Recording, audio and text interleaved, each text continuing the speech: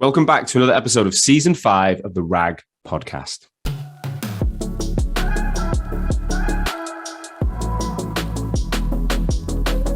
As you guys know by now, this is the number one podcast across the recruitment sector globally. And we've always been on a mission to help recruitment agencies grow by interviewing founders and telling their stories of success from startup all the way to scale up and exit. Well, this season we're a little bit different. How do you, as a recruitment leader and founder, maintain your family and friendships whilst being the best person at work? How do you stay physically fit mentally and emotionally? And how do you find time for yourself in the madness? How do you find time for self-interest, for hobbies, and self-improvement? Well, to help you with this, I'm going to be interviewing someone every single week that can demonstrate experience in one or more of these areas. So I'm going to talk to recruitment founders and also some experts from outside the industry who can deep dive into things like relationships and health and well-being. So sit back, relax, and I hope you enjoy today's show. Hey guys, and welcome back to another episode. On today's episode, I'm super excited to be joined by Jez Heard. Now, Jez is the 24-year-old founder of a company called Scale Genesis, a specialist recruitment firm headhunting people across the world, mainly in the US and Europe, in the blockchain and cryptocurrency markets. Now, Jez was introduced to me in January, and as a result, I've been working with him on his personal brand and now working with his team to elevate such a new agency globally. And as a result of that, he's had a phenomenal result. He's hired all of his team. So he's got 5-6 people now, including himself, all come from his social media.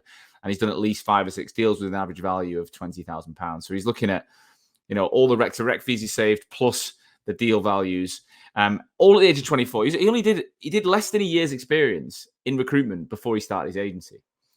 He's a young lad from South Wales. He's got mad levels of energy. You can tell, like he admits he's a bit all over the place, but when he gets his head down, he works so hard. He's done like £500,000 worth of deals already since November when he started. And going into the pandemic, he was a personal trainer. So he's moved so fast. For anyone who's interested in listening to a really recent and current founder, someone who's doing it in the last 6 months, who's having an amazing return on the investment of taking the plunge to start an agency and doing it in a modern way, such as, a lot of the BD does is through email marketing, but being really research driven, plus his personal brand is generating loads of work. Then anyone interested in that kind of recruitment needs to listen to this episode. He's funny. He's got a real swag about him, and he's obviously doing something right. So without further ado, Jez, welcome to the RAG podcast. Thanks for having me, Sean. Not a problem, mate. It's been one I've been looking forward to. I'm just putting my phone on flight mode. This is what happens in modern day podcasting. You get calls and then it ruins the whole thing. So yeah, I've been looking forward to interviewing you for a while because we met, must have been January time. And then we've done some work together. I've watched your brand go nuts. And I think, as I said in the intro, I think you're someone who a lot of people will be interested in because of the way in which you're going about your business. It's slightly different. So look, I've mentioned you, but for the listeners who don't know you, how would you describe who you are and what you do right now? Yeah, so obviously I'm founder and managing director of Scale Genesis.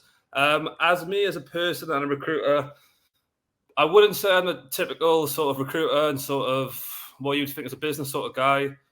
If anything, bit of a loose person that ended up in recruitment, started doing a bit well, started doing a bit better.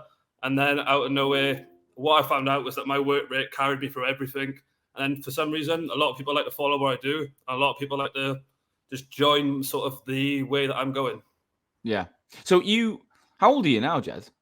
Just turned 24. Just turned 20. I mean, that's fucking nuts. You make me feel so old, mate, honestly. So was that, you were born in what, 1996? 1998. Yeah, mate. Wow. Scary. Yes, one of the guys, when someone applied my job the other day, 2004, I was like, what the fuck? Like, how can you be that young? And like, but you work out the numbers. You're like, no, that's right. That's right. Yeah, well, even 1998 makes me think shit. But anyway, so that's an incredible age to start a bit. But in a way, I think, wow, because I didn't get into recruitment until I was just 24, just turning 25. So you're at that. If you can get it in now, you're going to be in an amazing position when you're 30, right? Yeah. And it's the other thing as well. So I didn't come to recruitment that late. So I did So where I was in university doing sports science, and then I did my master's in strength and conditioning, because all the way from school I was rugby, and I thought, right, sport is where I'm going to go. There's going to be something there for me in sport. Did you want to be a rugby player? Yeah, at first, and then got injured left, right, and centre, and then obviously found drink, and I was like, well, fuck this is better. And then tried to bounce back and forth, tried to do both, didn't happen. You had to pack it in. But did you play at uni? Yeah, I did at the start of it. So I was in that academies and everything when I was younger, and then obviously was like proper strict, set my diet, training, didn't hardly drink, nothing. Went to university, met all the boys in my freshers that lived with me, and it was literally just like 4 times a week for the next like 3-4 years. But yeah, it was a good time, really good time. But yeah, so obviously doing that, I was doing sports science, thought I'm either going to be S&C coach, something like that. Then I found personal training. So I was doing online personal training, which was really fun. Really enjoyed it, loved it, because I did bodybuilding as well. So it just sort of went hand in hand. Used to get clients just by doing videos and poses and stuff like that. So it was easy, well, not easy money, but quite easy money. Yeah. But then it got to a point at one point in lockdown where I was just like, I don't know if I want to do this for like the next 30, 40 years of my life. Let's try something else first. And if I want to go back, I can go back. Where were you living at this point? I was at this point, I was in South Wales, but now I'm in Manchester. But so I was in South Wales. Originally tried to apply for G2 and said I wouldn't be a recruiter. But yeah, so that was a funny one. But then, so they said no, they rejected. Yeah, they said no, that I wouldn't be a recruiter. Wow. In their Bristol or Cardiff office? Cardiff. Right, yeah. Okay. Well, I was young though, so it probably was something I'd done in an interview. I've interviewed a lot of people we've interviewed badly, and you're actually not that bad. So yeah, one of them things. But so yeah, one of the boys, Ollie, that I was living with in uni, he's one of the only guys I know that actually wanted to be a recruiter. Like all the way from uni, he wanted it. That was his thing. Yeah, he's one of my first ones. But so he applied to Amber Resourcing, with Tom Ponting, everyone's from Opus, everything like that. Yeah. So he went there. Then he chose to go to G2, and he said like, "Oh, my friends like just started looking. Want to give that a go?" And yeah, I went with Ponce, and then rest of it, I just fell head over heels of it. Absolutely. So where did you go then? To Amber, you call it? Amber Resourcing in Bristol. In Bristol. Yeah, so I went from Cardiff to Bristol, and I was in Bristol for a bit. Then I went to Manchester, and I've been here for a while. And well, hopefully go to London end of this year, start of next year. All right, so let's just go back. So you said in the pandemic, at the beginning of the pandemic, you weren't even in recruitment. No. So I was in personal training. So I only actually had, when I started my company, 12 months experience. That's mad. Yeah. So what was your actual performance like in that year? Because you can't know that much in year one. I got really good at the end of it, that last couple of months. So I did it was over 200 odd in the last 4 or 5 months of it. Right. What were you recruiting? DevOps and cloud. Then I did a bit of blockchain and crypto, sort of realized that it was something I was interested in, started reading about it, listening about it. And then it just made sense to go for it. It's a nice market. It's a fun market. And when you actually enjoy what you're doing and what you're recruiting, and some of the conversations I have with these guys, they're doing something like stupid. Some of the stuff they're doing, you just wouldn't think would be possible. Whereas what I was doing, at first I was doing .NET in South Wales, and nothing against .NET. It's a good market, but I was there. I just didn't really care. You weren't into it, yeah? No, because they'd ask me what C# was it, or what .NET, and I was just like, I have no idea. What's the difference between this one and this one? I was like, no idea. Couldn't really care. But then my market now, I spend so me and all my consultants spend at least an hour a day on research. That's typically either reading white papers or YouTube videos or just reading books. I prefer books, but a lot of my consultants prefer videos. And this is crypto and blockchain. Yeah. So it's such a steep learning curve. That's one of the biggest things that I found out, especially for my trainees, because there's so much to learn. You feel as if you start to learn a bit more, and then you just realize you know nothing. Then it's up and down, up and down, up and down. It's a bit like recruitment in that sense, but it's just because it's so fast evolving that you can't keep on top of it even if you wanted to. You have to just keep going. So you start in South Wales with the same company. Did you move with them to Manchester then? Did they have so I went to Bristol with Amber Resourcing, then I went to Ateco in Manchester. Originally took the decision to move to Manchester and join a new firm. Yeah. To be fair, when I was young, I used to just do a lot of decisions really rash. In fairness, the same for starting my company. I think I decided, so it was middle of October I decided, and I started the company by middle of November. So it was what made you make that, literally having just got to Manchester, really, in reality at the time? not even done a year in recruitment. Where did that idea come from? Part of it was just I was doing well, and I found it really hard to have a boss. If I'm honest, I found it really hard. It was more me. It was the sort of I couldn't take someone telling me what to do in a good way, because like say when you're a boss of a company, you can get frustrated, not at your actual employees, but if like finances or something's happened wrong or something's went wrong, and you're a bit angry and like you take something out on them. But I wasn't the sort of person that would just back down and leave it.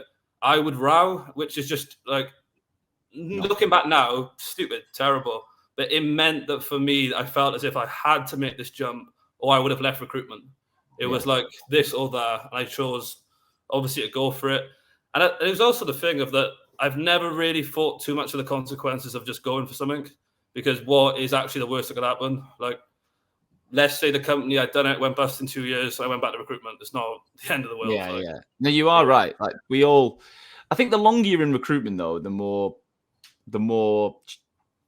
war stories, the more scars, the more you fear. Probably, I think early on, like I've met a couple of people like you and only a couple, but there's like lack of fear. A bit like me when I started Hoxo. I'd never even worked in marketing in my life.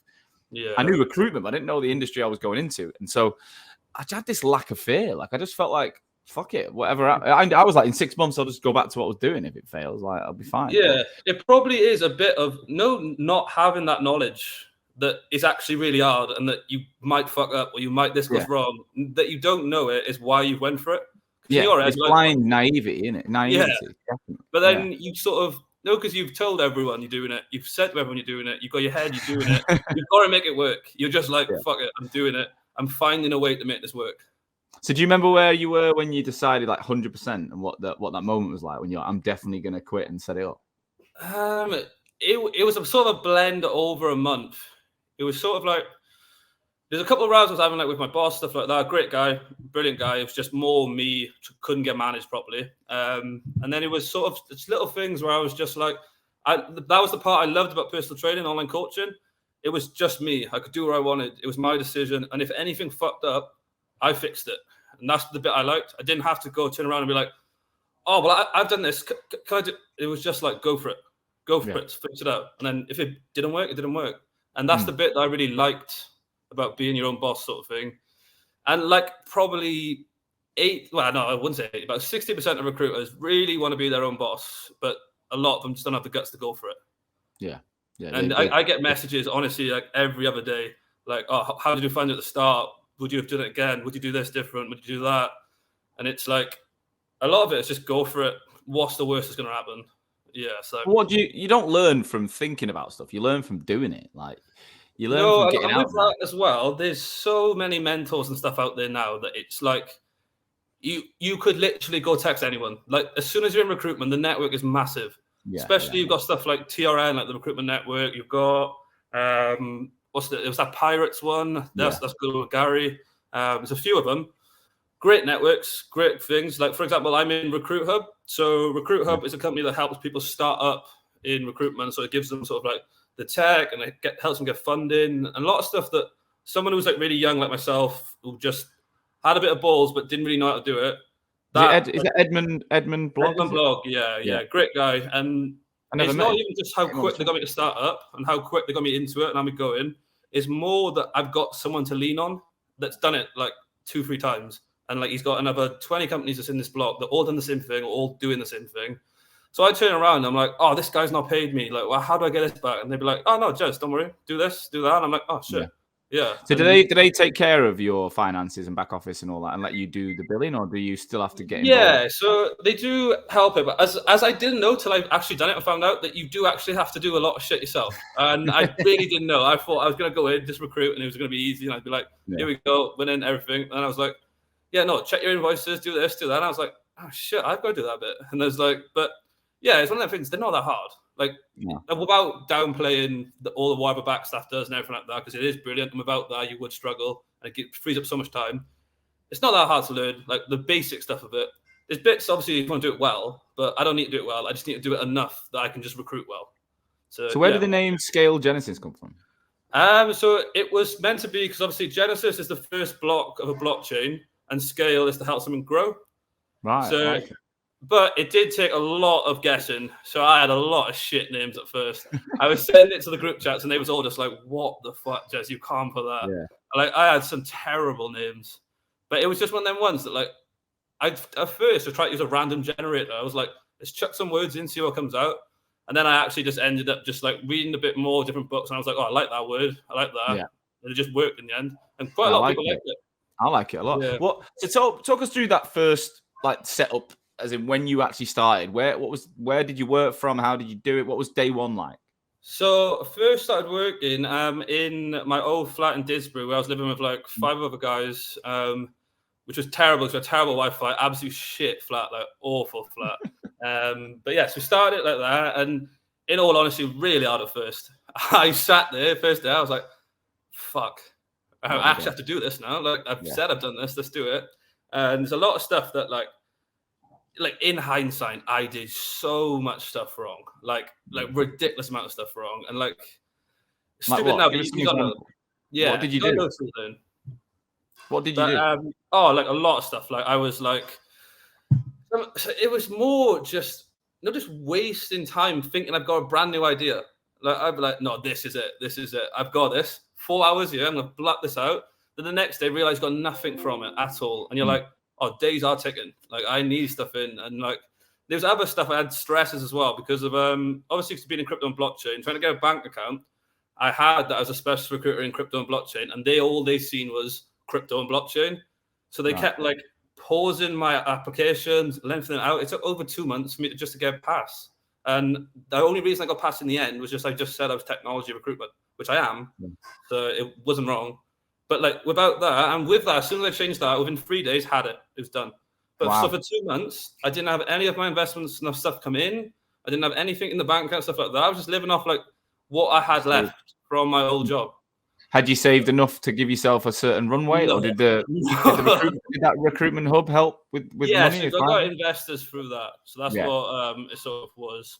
But I left like not on a whim of my last company, but it was a bit like I shouldn't have left so quick. I should have took the commission. I had like something like 20 grand of commission coming in like 2 months. I could have just stayed there, took it, went with that.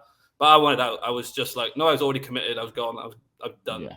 So I didn't really care. So went, and with like the investment route as well, it's the Recruit Hub made it very easy. Like I didn't even really have to meet my my investors. But obviously I met all the Recruit Hub guys, and they was their friends and people that they knew. This helped all the other businesses start up. So it was like, you knew he was in good hands. He was fine. We went through that. But with hindsight on that, so I didn't know I'd do as well as I would so early on. So like now, I've like all my investors are all in profit within 5 months of investing into me.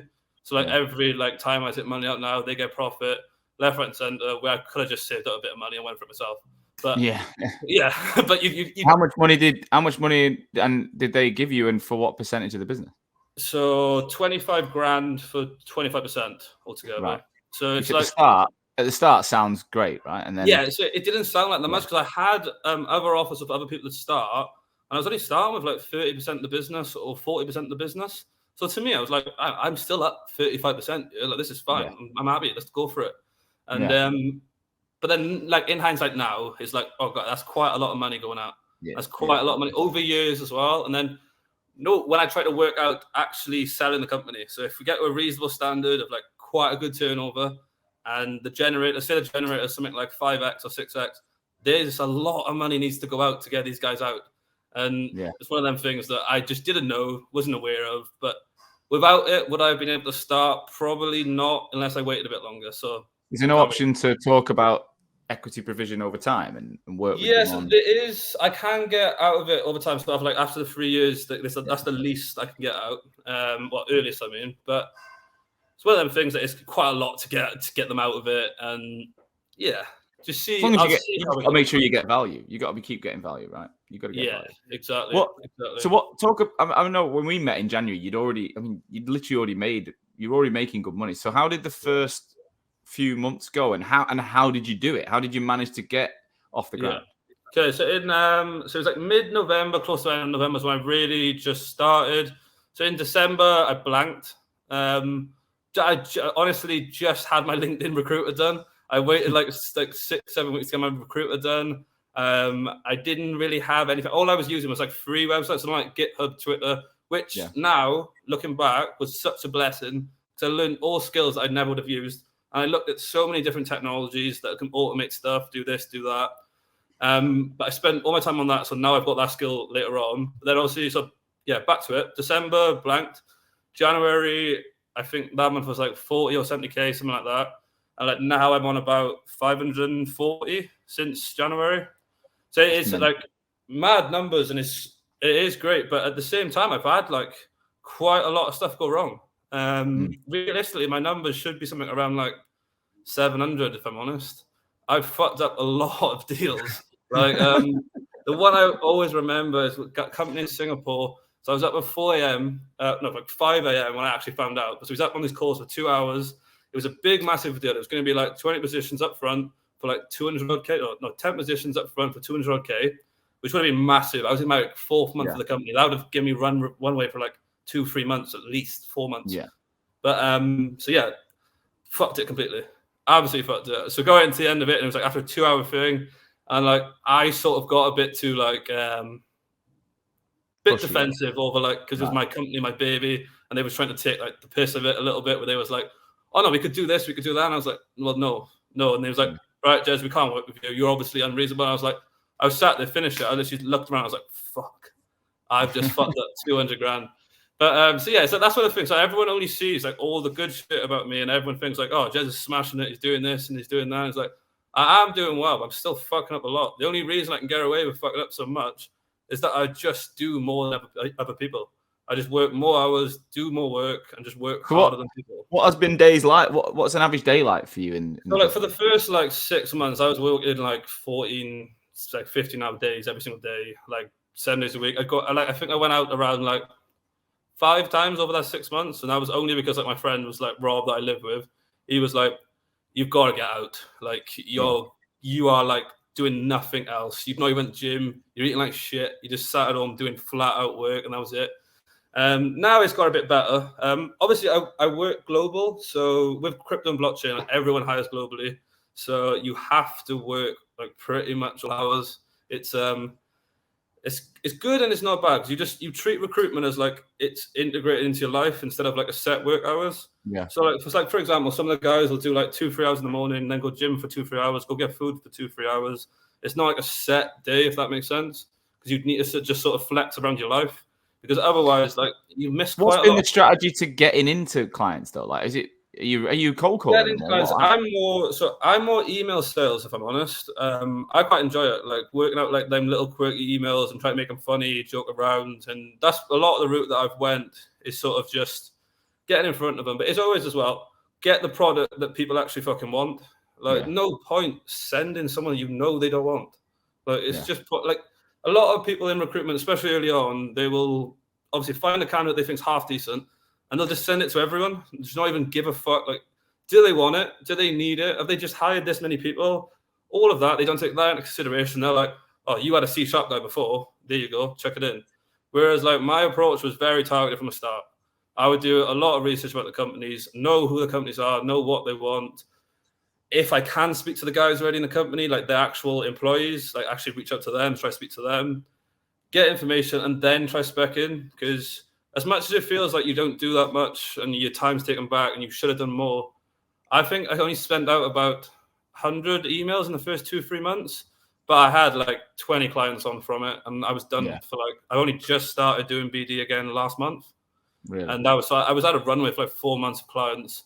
The only reason now I'm sort of doing it is more for my consultants. So I can give them more work for them to do as they're learning, so they can get their own clients, everything like that. But with that, one of the struggles I have found is managing while you want to be like the top at billing is very difficult. It's very difficult. Yeah, it's more the fact that you have to work outside of your core hours. Like you cannot recruit in your core hours if you've got a trainee. Like, and so before the first come in, they was all like fresh, and they're all fresh. All didn't really know what to do. So they were all like questions left, right, and center. So like my work schedule basically was that whenever I was in office, I was just managing, just helping them. Whenever I was outside of office, I was just like resourcing, recruiting, BD, everything like that. So it's a mad lifestyle trying to be a billing manager. Like that's harder. But then I obviously had the business side. Were you always? Why did you hire so soon? Like, where did that plan come from? Because of one of my main skills is BD. I can get businesses on well, and I keep relationships. I honestly, most of my billings are from the same companies. So I get a client, and I just work with them, and I get that relationship, and I dominate that client instead of trying to get everyone. I'd rather get a handful of people who'll give me 10 roles over the year, and I fill all of them. That's like my ideal sort of year. But so with that, and in my space especially, there's a lot of growing companies. So I meant that I got a lot of roles on without even really pushing for it. And then I was leaving quite a lot on the table because you can only specialize in a certain number of things. Like if you try and do every skill, you're just shit at everything. Or you're at best mediocre, which if you're up against good recruiters, they're going to smoke you every single day. Like if, for example, say if the skill was like a Rust engineer, if a guy just does Rust day in, day out, I don't care how good you are. If you do another 10 different skills, you're not beating him. Like it's simple as that. But yeah, so with the guys, I sort of needed it as well. Like I was struggling being on my own for so much of all the time. I sort of needed that bit of like out. Like they pull you out of that sort of just like work hole sort of thing. Yeah. I'm interrupting today's episode to mention our sponsor. Talent Ticker are here to help everyone who are in such a candidate short market, right? So if you're looking to grow your recruitment business in 2022, you know candidates are important and Talent Ticker are here to help. What they do is they help recruiters work smart and not hard. They've got over 300 agency clients, recruitment agency businesses that use Talent Ticker, and that helps them connect to the right person at the right time for the right reason. Okay. It also automates a lot of monotonous tasks we use and provides simple tools to identify ideal and off-the-grid candidates, people that are under the radar for open roles. So if you like the sound of finding more deeper level talent that's not exclusively on LinkedIn, for example, then get over to www.get.talentticker.ai/Hoxo. You'll find the link in the episode. And go and take advantage of the special offer they've got on there for our listeners. So you, for the first, how many months till you hired someone? Like 5, 6? No, I think it was like in February I did it, and I started at like end of November. Right. So what, like 3 months in? Yeah, it's nothing. Yeah. So we're up to 6 now. But the last one I've just got in now, very senior guy. He compliments me in the fact that he's actually really process driven, sensible, reasonable, takes his time, that doesn't rush into stuff. So what he balances you out. Yeah. So what I'm hoping is he can sort of clip my wings a little bit and calm me down. There's a lot of it as well that I can be quite harsh as a manager because my expectations are so high. And I do have to sometimes pull myself back and be like, this is not their company. Remember that they're just an employee. That as much as they want it, it's not their company. They're not going to be the same as you. I do have to sometimes be like, Jez, chill out. Don't be a dick. But it's hard because you really want the best for them. And that's the main thing, that you really want to see them do well. And every time they do a deal, you're buzzing, you're happy. Even just they found a good candidate, you're just like, fucking yes, nice. That sort of thing. It's like you keep pushing and pushing and pushing, but you sometimes got to remember that it's not their company, they're new. And that's the bit that I struggled with. Whereas the guy coming in, he's the complete opposite. He's got like patience for days.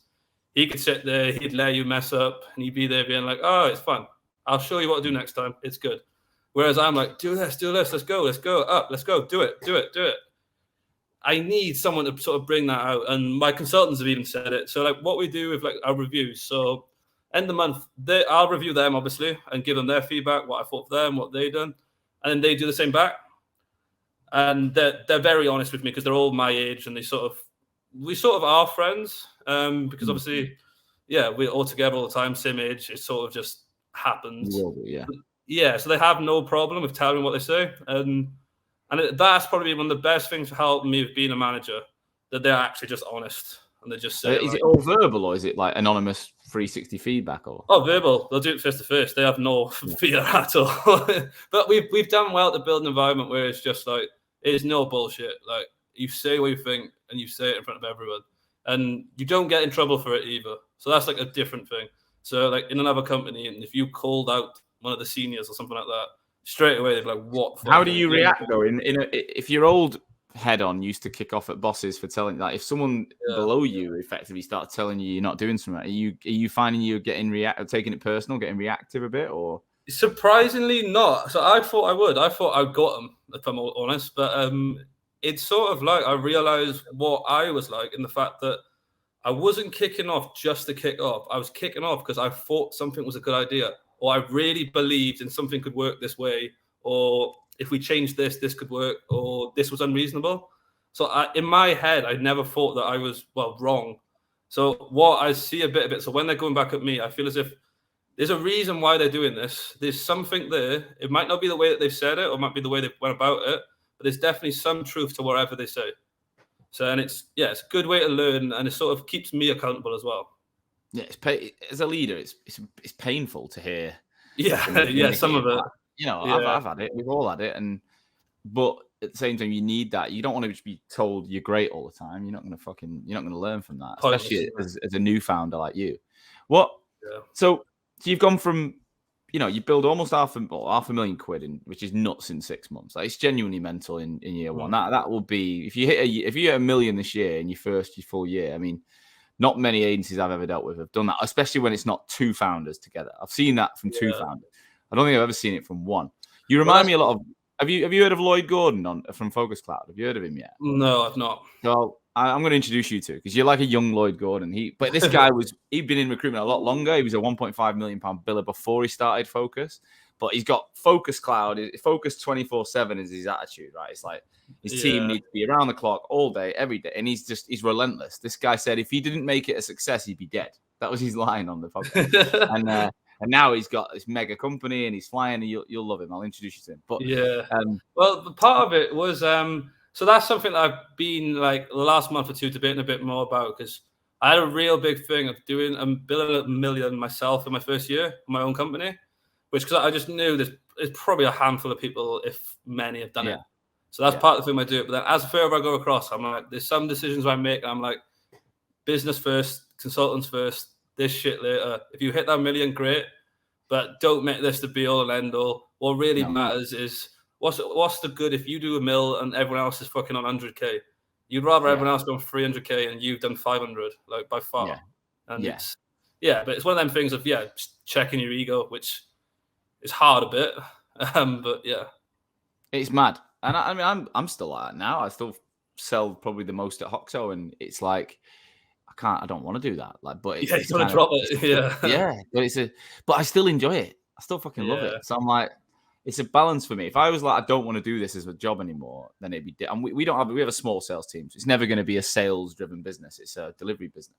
But I find it. I don't know if my skill set's ever going to be as good as others at taking people through. What's your life been like? So it was relentless living in Didsbury with your mates. You said you moved into town, didn't you? You moved into the city centre. You got your own flat on your own. Was that a decision you made? Yeah, for the business. Yeah. That was I needed to be on my own. When it was like all the guys was walking across in the like living room, stuff like that, talking to me, or even just stuff going out. Like the best part about me living so far away from my family and friends, I live like South Wales, like 3.5 hours away. And then my friends here was obviously new friends. Is that I didn't have that many distractions, and then when I lived on my own, I had even less distractions, because for people to get me to come out, they'd have to like make a real effort. So I don't have social media either, so they've got to actually ring me and be like, Jez, you coming out, stuff like that. So without them distractions, it helped a lot. I think I would have really struggled if I'd done this company at home with all my friends there, because I wouldn't have been. How long were you living with them until you moved out? How long was the business? So I moved out within the first 2 weeks of the business. Right. I had to pay for the other flat for like an extra month, but it wasn't too bad. Like I went out, I had to get out. So I lived in my own for 6 months. I've just now moved back in with my best friend, because of obviously having the office. It's a 24-hour office in the WeWork. I can stay there as much as long as I want, go there when I want, weekends there. It's not really a problem anymore. But at the time, I felt it was needed to really give it my all. And my biggest thing is I do not know how people with kids do it. I really don't. I know with a young family, that like hats off to them, because I've got no time at all. So I don't know how they're doing anything. But are you in a relationship as well or not? Yeah. So I've just early doors. But I see her like once a week, stuff like that. So that's the hardest. That's really hard as well. You know, I had a period. I started Hoxo when I was engaged or getting engaged to my ex. We got married and not having kids, and then I became single when I got divorced in the pandemic, which was mental. Yeah. The one thing I enjoyed about when I moved to Manchester, I was in Moda near you, and I was fucking relentless on my own all day, and I just had my dog to think about. Then I got back with a girl I dated years ago, and then we got serious, and then I moved in with her and her kids, and we got 2 kids in the house, we've got 2 dogs, and trust me, life is completely different. Like it wouldn't. I can't give 24/7 like I used to. Like I just can't, unless I want to be a crap stepdad. Like it's just not going to work. That's the thing, yeah. Like there's a lot of people I've seen out their businesses, and they're like workhorses, and part of me feels like that must be difficult for everyone around them. Like I can be as selfish as I want because no one cares. Like this is like no one's there. Well, no one's there. I'm glad I got the business going. I'm glad I got the business going for 5 years or 4 years before that, and then I've got a platform. It's not, would it be bigger if I went mental every day? Yeah, for sure. Yeah, but do I enjoy it? I can't enjoy my life. Like, so I'm like, it's a balance. It's a trade-off between what do you want, and then I guess that's kind of where my head's going with this conversation. Is why are you so relentless? Like, what are you trying to achieve? What's going on for you? It sort of was just a bit of who I was, if that makes sense. Anything I did, I like to just go for it. I really like winning, like really badly, like overly competitive to the point that it's like you're a bit of a prick sometimes. And like over anything, it could be like little shit feet, like game of FIFA. I will literally be nearly in tears when I lose. I will be angry, like shit like that, which is just stupid. But yeah, so it's just like that thing of like, I knew that I could keep just do more, and more happens and more happens and do more and more happens. And I've just always had that mindset. And I know it goes against quite a lot of people at the minute where everyone's like, you need all this balance, you need to do this, you need to do that, which I do agree with. You do for a better life and a healthier life. But it's hard when you're happy going flat out. Like I'm not, when people think of like when I was doing like 6 months of like working like 14 hours a day, it's like, you must have been miserable, you didn't do this, do that. I was like, no, I was buzzing. I was loving life. I was just flat out, like in a fucking tunnel. Felt like Superman, just like going flat out. But yeah, it's more that I just like doing it. I enjoy it, and I like working hard. It's something that, like, even if this business is done, I will still do it. I don't know what it is. I don't know what it'll be in, but I will do it. It doesn't matter what happens. Yeah, but what is success to you? Is it have you got like a monetary figure? Is there something you're trying to achieve in your life? I think success for me is like complete freedom. Freedom, like even though I would carry on working and do all stuff like that, but I just want that thing of like, if I turned around and one day I was like, I want to go to Dubai and go skydiving, I can just fucking do it. And like, you can't do that if you're working for someone else and you're on just about a bit of money. You need to like have your own own thing. This scalable money as well. So that was one of the main reasons as well why I got into a business was like, yes, recruitment when you're a consultant is scalable money, and the more you do it, you can scale it up. But it's limited to yourself and how much you can do. Whereas like a business, you can scale it up. And actually, if I get more consultants in, they can help me without me being the limiting factor anymore. Even if I probably would be the bottleneck, still I can scale it up. So it made sense to me. But it's like with Sin Recruitment, I do have hopes to eventually 2 seconds, my charger. Right, I'm back. Do have hopes to eventually do more products as well. So I've got a few ideas of what I want to do in sort of like different ways, because obviously as recruitment is like an as service business, which is difficult, really difficult, especially perm. Like I'm a perm guy, very difficult. Every single month I've just got to go again. Doesn't matter how well you did last month, you just got to go. Like part of me wish I started a contract, but you can't change it. You can't just swap in and out. I've seen some good deal desk guys, but I personally couldn't. I'd have to. Well, I was a contract guy, and it was definitely the skill set. Yeah, and I think the thing I always found with contract was like, it'd be 5 o'clock on a Friday, and the job would come in, and the perm guys would they just fuck off, and you'd be like, oh, I can't do that. It's like I'll be honest, I don't miss that about. That's probably the one thing I don't miss about recruitment is that contract recruitment is that.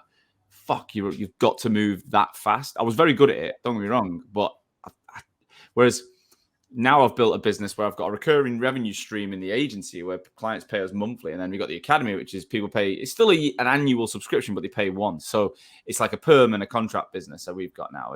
And again, the academy is like it starts at 0 every month, and the agency starts with a book of business. So I like having both. I think if I relied on one, I'd probably my hair would be grayer than it is. But Yeah. I still have that same feeling like you every month. It's like, fuck, right, we've got a target. Let's go. Yeah. You kind of need that though to kick you up the arse as well. Because if you get too comfortable with a big book of business, you can have really lazy times. Whereas I don't think you've got to stay sharp. So with perm is that like it honestly doesn't matter how good you did last month. Like what you did last month will be what you get billing this month. Don't get me wrong, or the next month. But whatever you build doesn't matter. Like the next month, everyone's like, don't matter, doesn't care. Crack on, keep going. Yeah, and the dropouts at the minute and everything like that are relentless. As you can really. imagine. So are you seeing what sort of percentage are you seeing if placements don't make it to start? So mine's not has been that bad, but a lot of the guys that I know that are doing UK, because obviously I do US and Europe predominantly. A lot of the guys that's doing the UK with all them 3-month notice periods, a lot of them are doing deals, and then by the time that 3 months is over, they've gone to someone else, interviewed somewhere else, and they've got a better deal because everyone's throwing money left, right, and center. But that's heartbreaking stuff. That you've done a deal, a big deal, and then you've waited 3 months to find out the guys went somewhere else. That's gonna take it away from you, and like it's gonna happen a few times. Like everyone has dropouts, you can't not. But like that is the damaging. As in, like you don't want to keep going. Like that's hard, but you've got. I mean, what you're doing is like a 4-week notice in America, right? So it's pretty fast. Yeah. Oh no, it's quicker than that. So in America, notice periods isn't really that much of a thing. You don't even have to sort of legally stick to your notice period. It's meant to be 2 weeks, but a lot of the guys can walk out as and when. But with my ones, a bit more. They like the project, so they want to finish whatever the project they've got to do, and then move on, or they will just jump ship. Very different. Like UK, it's like the strict laws. You can't mess around. You've got to do this, do that. I'm against 3-month notice periods myself, though. I just think for both business and the employee, it's hard. Like you both don't want each other there, but you keeping them there just to sort of, it doesn't really make too much sense.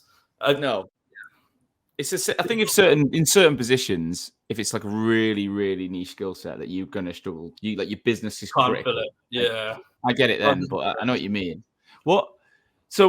What's an average fee in your world then? What sort of numbers are you talking? So average fees are anywhere from like 25 to 30k for average deals. They're big deals, but it's a lot of work. A lot of work goes into it. You need to know. So in our market, you can't be a sort of lazy recruiter. You have to do a lot of research. Like what I found when I was doing sort of like a lot of the Web 2 stuff, I could get away with just volume. If I just did enough volume, I'd get deals in. It's fine. With this one, like. You could do as much volume as you want. If you don't understand it, you won't place them because you don't know the difference between like little skills. And they're the difference because especially in a market, like if you have a position where the skill set is transferable across pretty much any company, then it comes down to these little minute deals which actually make the difference. And if you can't understand that on a client call or when you're speaking to a candidate, you just will not place it. But you'll lose your head doing it because some of these deals are like up to like 75k, 80k deals, and you're going to be going flat out. Yeah, you're excited. You'll think, right, I've got an 80k deal coming in, but you don't actually understand the tech, and you've wasted half your day doing it, and then you've wasted half your month doing it because you think, right, it doesn't matter what happens here. I can get an 80k deal. My month's done. And you start chasing these big ones, and then just mess up anyway. But are you finding it as competitive? Are you up against as many recruiters? Yeah, so it is quite competitive. There's a lot of good companies in my space in recruitment. Like for example, like Plexus in London with like Zeph, they're very good companies. Like all of them are very good guys. It's one of them things that you can't really think too much about the competition. You've just got to think you're going to beat them because we're probably all in the exact same boat. That Zeph thinks he beats me. I think I beat Zeph, and then Blockchain 121 thinks they beat us both, and yeah, it's one of them things you just think you're going to win regardless, or you wouldn't do it. But like, yeah, so it's not been as bad as like the UK. I can imagine the competition there. Like, I've seen some of the guys, like, so I obviously have a lot of friends still doing Web 2 in the UK, and like they're up against like 8 other agencies, or they're up against like their problem is they're trying to work with a company that's got like terms agreed with a very like shit agency that's doing nothing, and your half your job is telling that agency or telling that company that agency is not the right agency for them. And when you're doing that, you're wasting half your time, you're wasting your effort. Whereas like ours is just more like if you're the best at what you do, they'll work with you, and that's fine. It's none of that, like no shade to Hayes. What they've done is well. They've took over the market in a lot of places.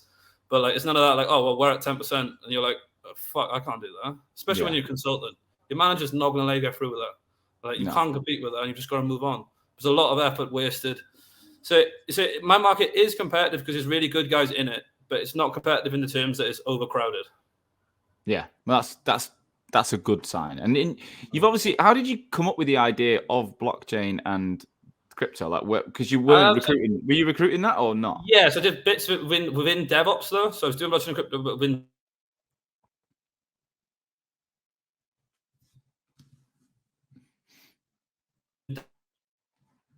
DevOps.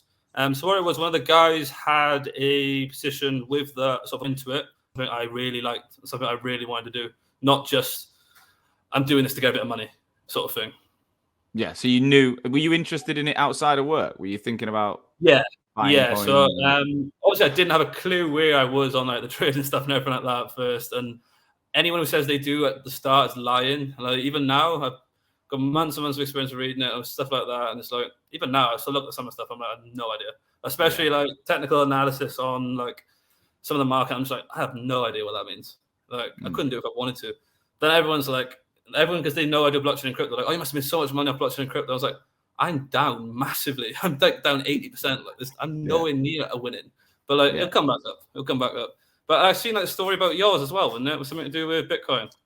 Oh mate, I literally, so I'd started Hoxo, I'd remortgaged my house and I had a pot of cash, not loads, but I had a bit extra that I knew I didn't need to use because we took off pretty well. So I was like, well, I want to invest some of this. And then I'd hired this young lad on an internship who was there. He was like a finance grad and he was fucking bright. A guy called Paddy, he was wicked. And he was on eToro looking at coins, right? And one Bitcoin was less than, I think it was $2,900, so about 2,400 quid. Yeah. Less than that at the time. And I had 20 grand. So I'm like, if I buy, I'll get about 6 coins. And then, but it just so happened that a lad I'd worked with, I managed him in recruitment. Amma did, and I worked with him. He just left recruitment to work in a crypto trading business in South London. So I rang him up. I was like, look, I'm thinking of investing money. What do you think I should do? I trusted him. And he's like, mate, you fuck that. You need to give it us because what we'll do is we'll manage it across portfolios. You know, we've got all these coins. And he was like, look, what I'll guarantee you, he said, if you give me the 20, I'll guarantee you £1,000 a month, like guaranteed income in your bank, and your pot will grow. And I'm like, that's too good to say no to because it's like 5%.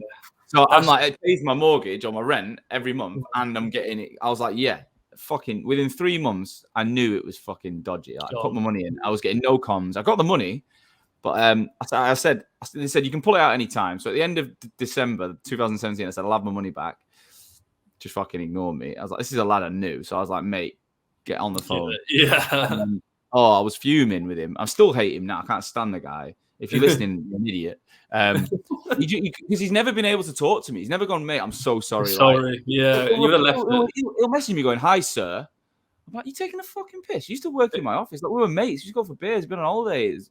I'm like, anyway. So I ended up I got 3 grand of the returns, and then I asked my money back, and then I've got 11. I've got 11 of it back, and that was 5 years ago. I'm not getting any more, so I'm no chance.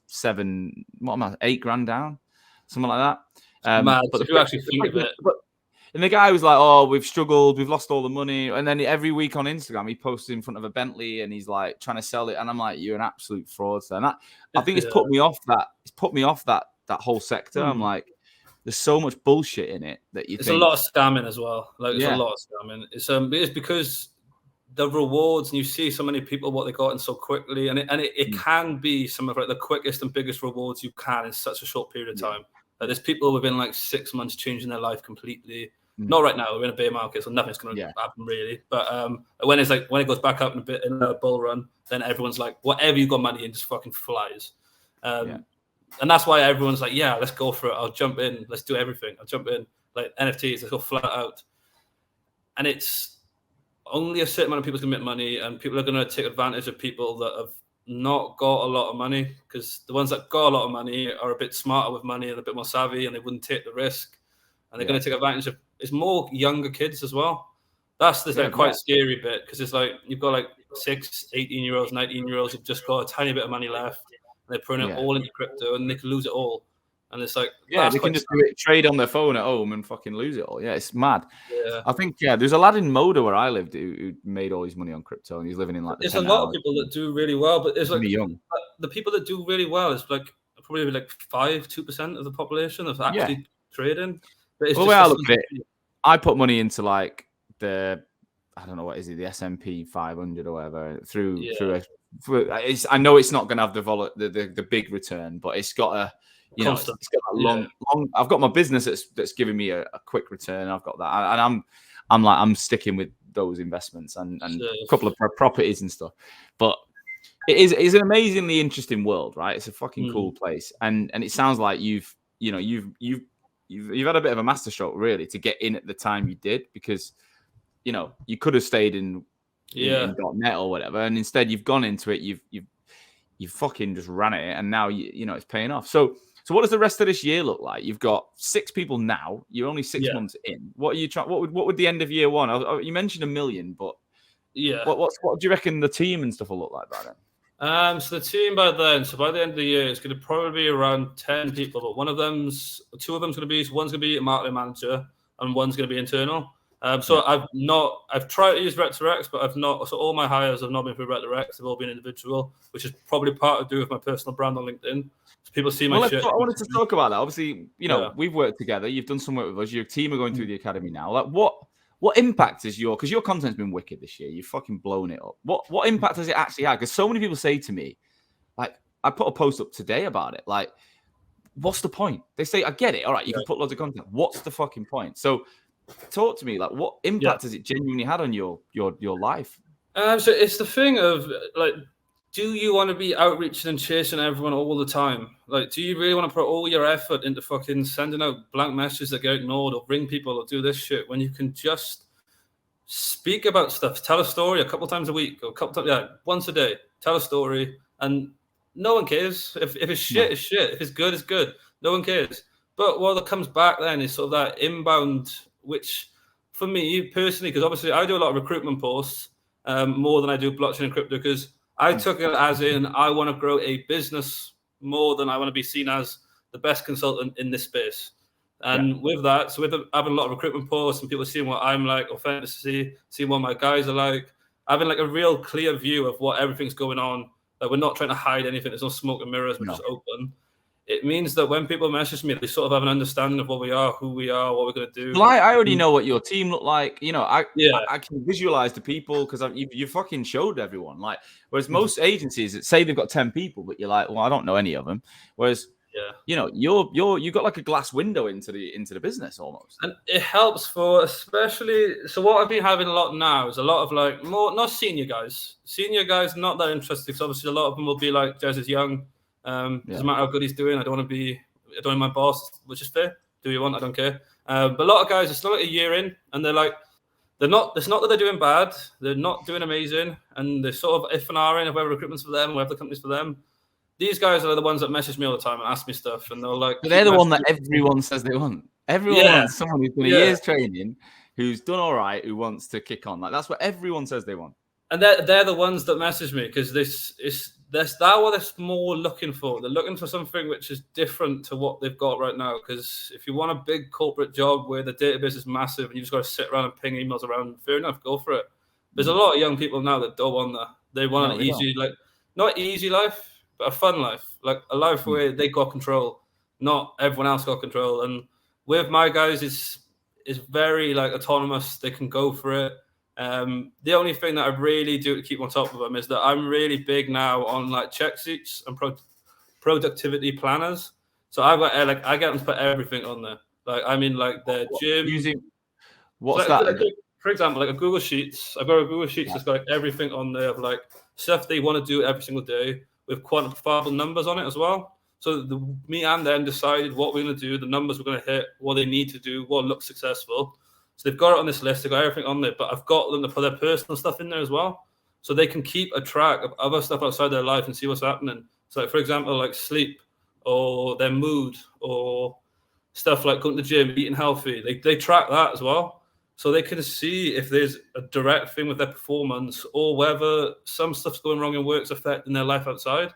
So we can get an actual visual of what's happening. Because like if someone's like, he might be smashing all of his work, but he's fucking miserable outside, then that's not the point of the job. Like that's not what's meant to be happening.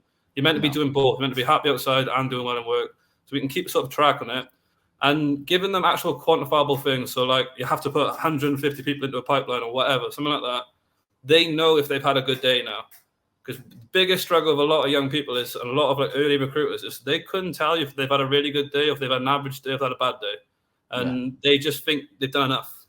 When then a few months down the line, you realize you didn't do enough, or you find out you should have been doing more.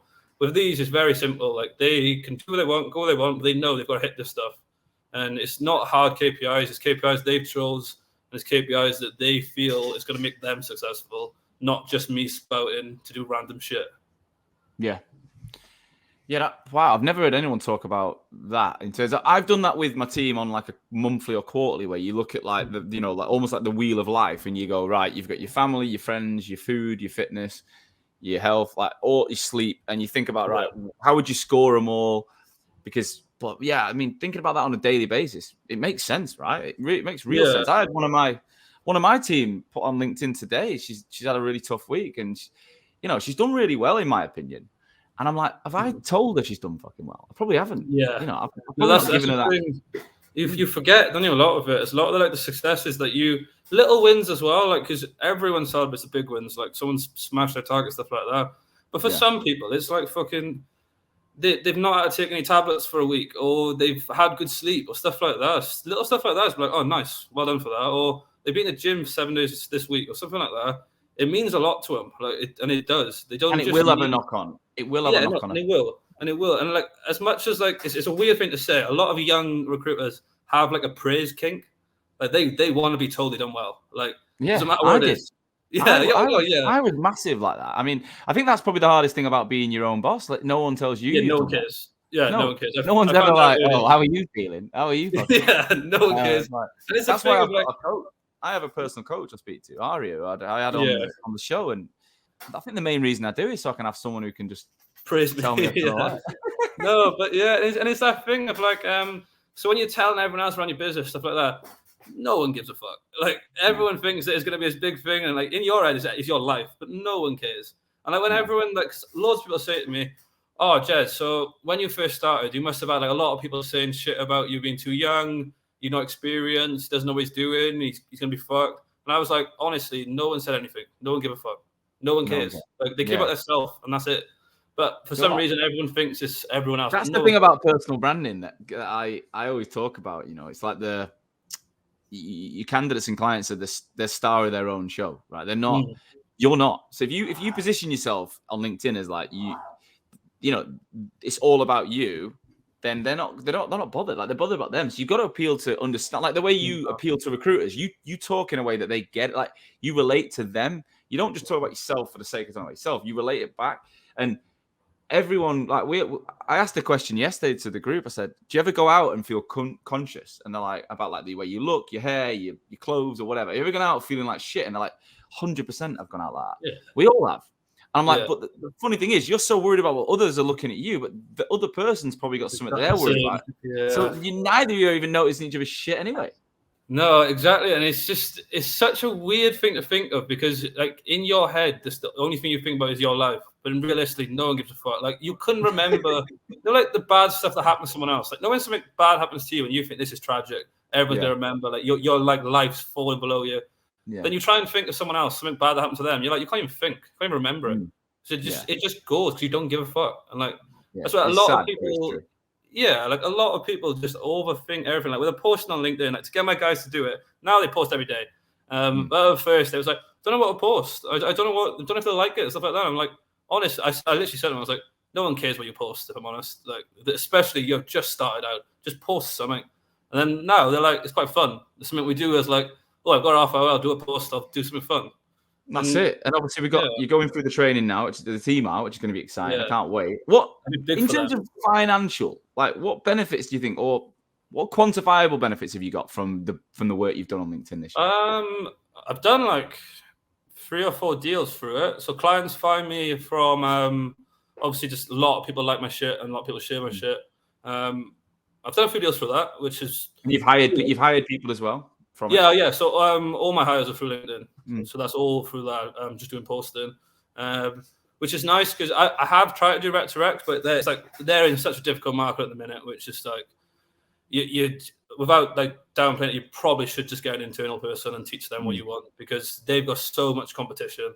Like everyone wants someone from a rec to rec, and they're gonna share it with all their clients, and it's a downhill battle. But so that LinkedIn has saved me so much effort and money. Because if I hired these 6 people, 5 people, then that would have been the first 4 of them would have been like $5,000 a pop. The last one probably would have been like 15 grand a pop. So so you're thinking like 50, 60 grand I saved just by doing a few posts. And a lot of my posts don't even make sense. Half of them I spell wrong, half of them I speak about random shit, but no one cares. Yeah, but they're so genuine though, mate. Like I'm like that. You go through my stuff and there's no grammar, there's no punctuation, no full stops. I get errors all the time. I get people screenshotting them going, Sean, do you know what you've just written here? And I'll be like, fuck, I'm not the best. If I take my time, I can write, but I've never been that good. But that's kind of who I am, you know. It's who you are. Like you play to who you are. If you're obviously amazingly articulate, then your content should be. But people always say to me, like, how should I come across? I'm like, exactly how you want to come across in person. Be yourself. Whether if you sound like you're an Oxford grad, be an Oxford grad on LinkedIn. If you don't try and be someone else. Like it's just no point. No, definitely. And that's what I feel like some of my guys, and they like try to put some technical posts. I'm like, guys, if you're not technical, don't worry about it. No one's expecting you to be technical. Like, we'll talk about the questions that you answer that you can add value. Don't talk about the shit that they know more than you. But it's one of them things as well that it's like it ends up being quite a fun game of just like, we'll see what happens. And you're like, the only thing I found was when I first started getting a lot of likes was I kept checking. I kept going like, wow, what am I on? You keep checking your views. You're like, right, let's have a look what views I got. You're like, that bit I was like, it's a bit sad. Like, what am I doing? But the funny thing is, you're like me. You say you don't use social media. I don't. I've got an account, but I don't have any of the apps. I don't look at them. I'm not interested. I don't like. My missus will post about us on Instagram, and I'll just do a LinkedIn. But I'm not interested because I see LinkedIn as my business, as my future. I see it as my, it's the community I care about.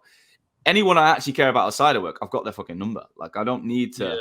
I can WhatsApp. In 2020, when Facebook exploded years ago, there was no WhatsApp. So you had to use it. I went traveling. You had to have it to speak to your mates at home. Like you had to have it. Instagram then exploded the kind of natural voyeur of watching people, which I can see why it's so fucking addictive. Like I had Instagram last year, and because of the story feature, updates every second. You can literally check your phone every 3 seconds and see a brand new story, and it's like that's too much stimulation. Well, at one point as well was obviously because at first when TikTok came out, I was like adamant, I'm not getting TikTok. Fuck that, I'm not going to do it. So I was on Instagram just watching TikToks 2 weeks later. So like everyone else had the memes, and I was just there like, now I've got it. Now I understand the joke. And then eventually got TikTok, and I absolutely hammered that. I mean, I was like, I've never took it. I do not. Oh god, you're getting this like hole where you're there for like 4 hours, and they're fucking hilarious though. Like it's so funny shit, and it's such easy digestible content as well. It's like with some of the YouTube videos, when it says 20 minutes, you're like, I'm going in 4 minutes. I'm not watching it. 7 seconds, you're like bang, bang, bang, bang, bang. But it gets a bit much. But did you stop that on purpose when you started the business to give yourself that clarity? Yeah, it was more of a productivity and a sort of happiness point. I wouldn't say it was bringing me down, but it was like it wasn't adding to anything, if that makes sense. Like, it didn't make me happy seeing all of it. And probably one of the benefits I did found was that when I seen all the people, my friends and stuff like that, I had shit to talk about. I actually had something to talk about. Like when I was on Instagram before, I knew everything. Like I could meet someone's girlfriend for the first time, and I already know where they went on holiday 2 years ago. Like that's fucking weird, isn't it? I went to Dubai, and I went into a new client office, and as I walk in, this girl goes, "Sean," and I'm like thinking it was LinkedIn, and she was like, "No, she's from Sheffield, and she's my girlfriend's mate. But they've not seen each other in years, but they'd been at a brunch 3 days before when I was looking after the kids." And I'm like, this is just fucked up. Like, it's weird. It's mad.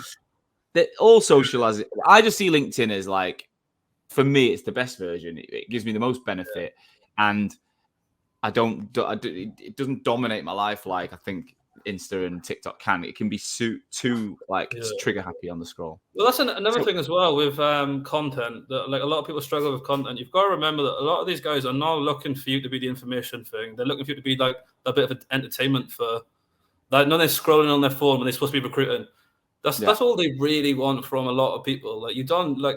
There's going to be guys that are really smart. There's going to be guys that can be really helpful. And going to be guys that'll change people's lives. 9 times out of 10, you're probably not that guy. Just put something that people like to see. Like, well, I like it. But then I'd argue not everyone's a comedian either, right? And that's the problem. So you got to play to you again. It's about. I look at it like a bit of personal stuff, a bit of humor. Some value. I like to educate, and anything I'm saying on the phone, I'll say on LinkedIn because I'm like, well, fuck it, I might as well share it. And then I like to talk about my clients and the successes and prove that we're doing a good job. And that's the kind of combination I have. Jez, with that, some of the things that, like, obviously you taught me when we first started speaking and everything like that about, because on LinkedIn, I don't really do what I should be doing. Like, I don't really interact with anyone. I don't comment on anything. I just fucking post and leave it. But like now I'm going to be taking stuff to other social media and like Twitter. So obviously I'm not going to do it for personal Twitter, but work Twitter. And with the, I'm going to put that as more of like my blockchain crypto space stuff where I go for it and actually then follow top guys, interact with top guys, like their shit, be involved in the conversations, get seen, stuff like that. I'm going to do that properly. And like when people are like, oh, the LinkedIn post is a waste of time. But if I got that good LinkedIn post, I could put that on Twitter. Or of course you can. Make it a TikTok. But if you also, let's say you're tweeting you comment on someone's tweet, then you check them out on LinkedIn, and if it might be an easier route to DM them there, and you got to be smart with them. You got to be smart. A lot of different ways, mate. I'm out of time, and we're out of time. But I want to say thank you for the time today. I mean, I think I could chat to you all day. It's been hilarious, and it's so different. Look, you're a million miles an hour. Your business is nuts, really, but I love it. I love everything about it. I think what you've done in 6 months is incredible. Well done. And I know a lot of people in the sector. I speak to thousands of recruiters, and it genuinely is different, and it's impressive. So well done. And what I think we'd love to do is get you back on maybe in this time next year. Let's have a recap. I've done this a lot with other people. I want to find out whether or not it carries on the same trajectory, and how you as a person cope, because I think you're going in different directions. There's going to be a lot of people messaging you, a lot of people to hire, a lot of people to. There's loads going on, and I wish you the best of luck. If anyone does want to speak to you, if anyone's listened and wants to work for you or just pick your brains, are you okay if they message you on LinkedIn? Yeah, go for it. LinkedIn or email. My email's obviously jez@scale-genesis.com. Go on my LinkedIn profile. You can see it in my bio anyway. More than happy to speak to anyone, especially young recruiters. I remember when I first started and everything, I used to message. It sounds gimpy as fuck. I used to message like people that I knew was like million billers and just ask them what they'd done. Half the cunts ignored me. Like I would say probably like 9 out of 10 because they were too busy billing. Like, they didn't have time to message me. But now I'm in the situation where I could help someone else. I would if there's any trainees want to message me and ask me anything about what I did, what I did wrong, or anyone thinking about starting out, just drop me a message. I've got time to make for little stuff like that. I don't want to be in a situation or someone else be in a situation that I was where I not embarrassed myself, but I fucking made a bit of a prick of myself. But yeah, it's good. Mate, that's all anyone can ask for, a bit of time. And I try and help as many people in it. And I think it comes back round in the long run. But look, well done. Keep in touch and we'll get you back on in the future, okay? Brilliant. Thanks for having me. I'll see you soon. Thank you, as always, for listening to today's show. I truly, truly hope that you got value from it. That's the only reason I take time every week, is to ensure that my audience, future and existing recruitment owners, are learning from each other to make this industry that I love so much stronger. Today's episode was brought to you by Hoxo Media. I am the CEO and founder of Hoxo Media, and we are the world's leading content marketing and personal branding agency for recruitment businesses specifically. So we are working with over 200 agencies and 2,000 recruiters right now, both managing the brands, producing content, building written, video, podcast content for niche recruitment agencies all over the world, as well as coaching at a desk level individual recruiters in your businesses how to be better on LinkedIn. That's how to brand themselves. That's how to produce content. That's how to use the opportunity on LinkedIn to get traffic to their profiles and turn that into business. We're coaching people all over the world every single day. If any of that sounds of interest, please do visit www.hoxomedia.com or drop me, Sean Anderson, a personal message on LinkedIn. I would love to talk to you. Tune in again next week on LinkedIn. I'll see you soon.